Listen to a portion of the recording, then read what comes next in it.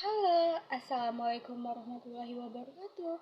Perkenalkan, nama saya Nurul Nulian dari kelas 10 akuntansi 3. Sini saya akan sedikit menjelaskan tentang jurnal penyesuaian. Jurnal penyesuaian, apa sih yang dimaksud dengan jurnal penyesuaian itu? Jurnal penyesuaian adalah jurnal yang dibuat untuk menyesuaikan nilai akun-akun setiap buku besar yang belum diketahui jumlah saldo sebenarnya. Jurnal penyesuaian memiliki tujuan.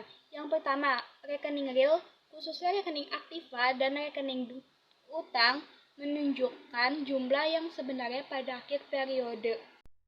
Kedua, rekening nominal, khususnya rekening pendapatan dan biaya, menunjukkan pendapatan dan biaya yang seharusnya diakui dalam suatu periode.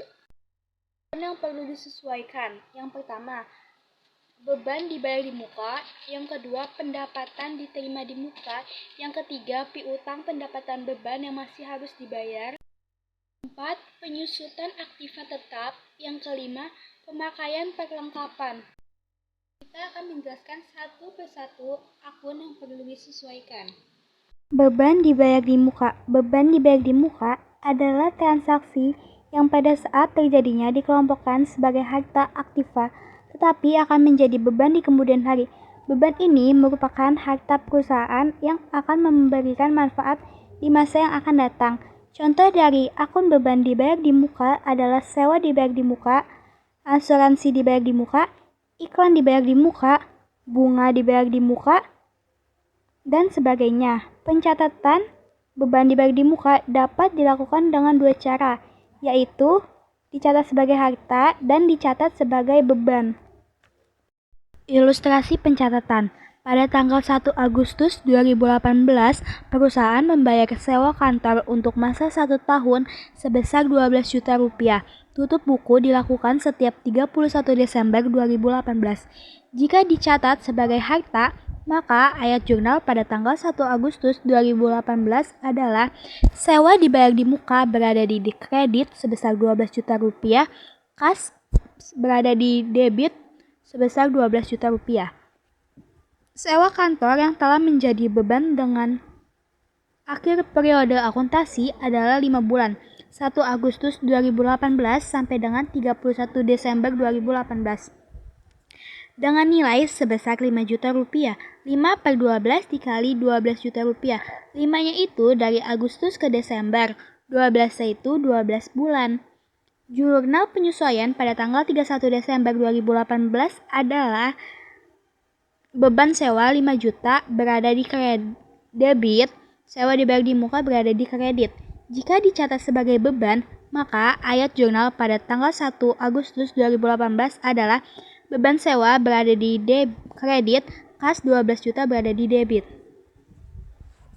Pendapatan diterima di muka adalah transaksi yang sejak awalnya dicatat sebagai utang, kewajiban, tetapi akan menjadi pendapatan di kemudian hari. Pendapatan ini timbul karena perusahaan telah menerima pembayaran atas suatu pekerjaan, tetapi belum menyelesaikan pekerjaan tersebut. Contoh pendapatan diterima di muka adalah sewa diterima di muka, bunga diterima di muka, asuransi diterima di muka, dan lain-lain. Pencatatan pendapatan diterima di muka dapat dilakukan dengan dua cara, yaitu dicatat sebagai utang kewajiban dan yang kedua dicatat sebagai pendapatan. Ilustrasi pencatatan. Tanggal 1 Agustus 2018 diterima sewa toko untuk masa 1 tahun sebesar 12 juta rupiah. Jika dicatat sebagai utang kewajiban, ayat jurnal pada tanggal 1 Agustus 2018 adalah kas berada di debit, sewa diterima di muka berada di kredit. Sewa yang telah menjadi pendapatan adalah 5 bulan 1 Agustus 2018 sampai dengan 31 Desember 2018 sebesar 2.500.000. 5 per 12 dikali 12 juta. 5-nya ini dari Agustus sampai Desember. Sedangkan 12 ini 1 tahun ada 12 bulan. Ayat jurnal penyesuaiannya pada tanggal 31 Desember 2018 adalah sewa diterima di muka berada di debit, pendapatan sewa berada di kredit. Jika dicatat sebagai pendapatan, ayat jurnal pada tanggal 1 Agustus 2018 adalah kas berada di debit, sedangkan pendapatan sewa berada di kredit. Piutang pendapatan atau pendapatan yang masih harus diterima. Piutang pendapatan atau pendapatan yang masih harus diterima adalah pendapatan yang sudah menjadi hak dilihat dari segi waktu tetapi belum dicatat atau diterima pembayarannya.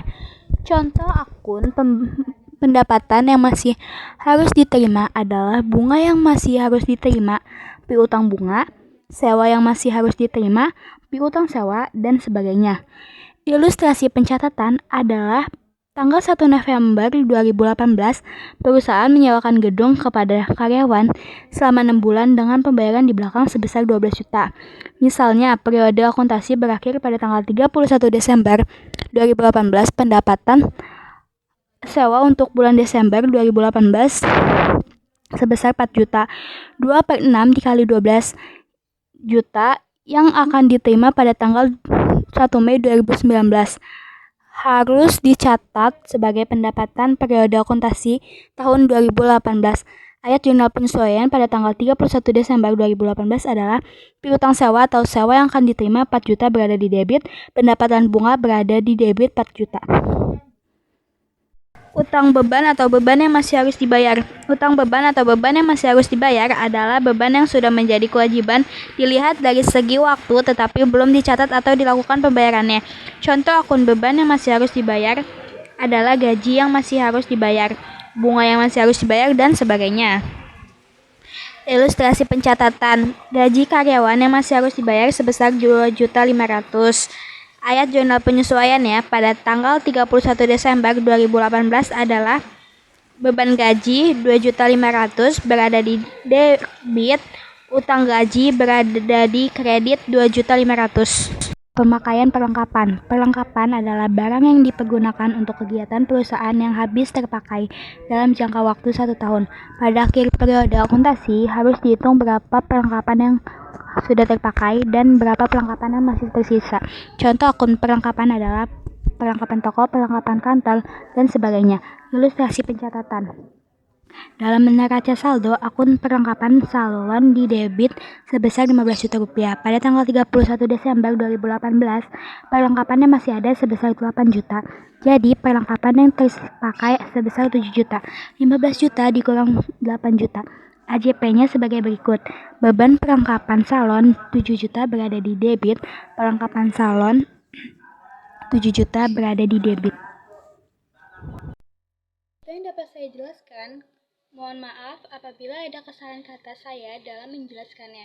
Wassalamualaikum warahmatullahi wabarakatuh.